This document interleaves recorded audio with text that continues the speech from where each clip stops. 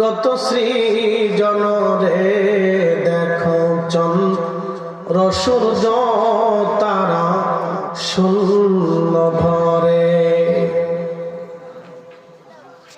যারা আমার পীর মুর্শিদ বলতেন, যার কারণে গত সৃজন রে দেখো চন্দ্র সূর্য তারা শূন্য ভরে।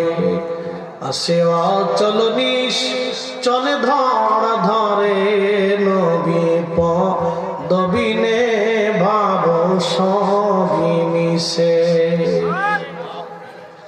আমার নবীর কদম ছাড়া সব মিথ্যা। কি কথা কন না কেন?